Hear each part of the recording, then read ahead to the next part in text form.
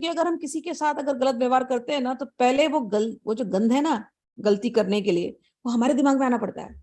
और जैसे हमारे दिमाग में गंदगी आई तो हम गंदे हुए पहले, फिर हम किसी और को सताएंगे ना। किसी को सताने के लिए कितना क्रोध भरना पड़ेगा हमारे अंदर।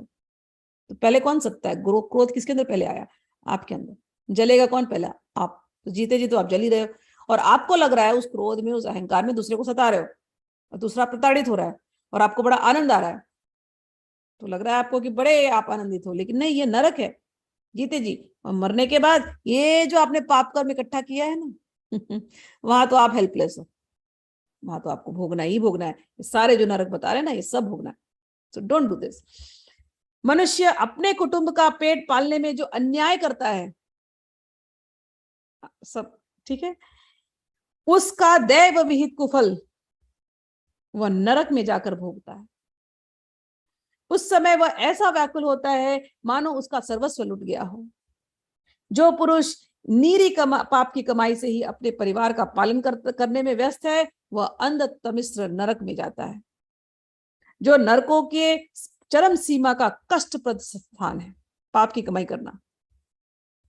मनुष्य जन्म मिलने के पूर्व जितनी भी यातनाएं हैं, तथा शूकर कुकर आदि में कुकर आदि योनियों में जितने कष्ट है, उन सब को क्रम से भोग कर शुद्ध हो जाने पर वह फिर मनुष्य योनि में जन्म लेता है। समझ में आई बात? अभी मनुष्य योनि में आपको मिला है जन्म।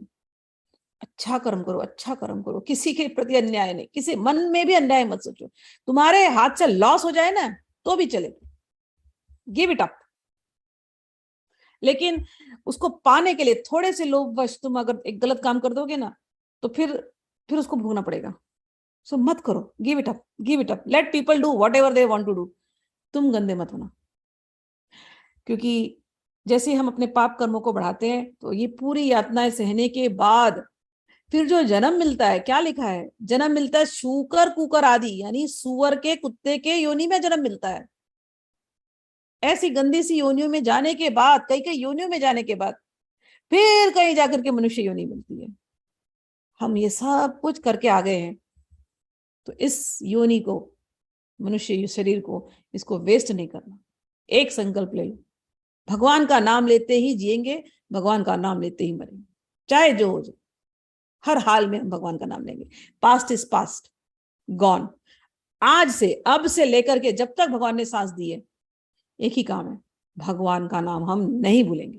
भले हमें भक्ति है या भावना है या नहीं है, हमें रोबोट के जैसे, यंत्रवत भगवान का नाम लेते ही रहना है।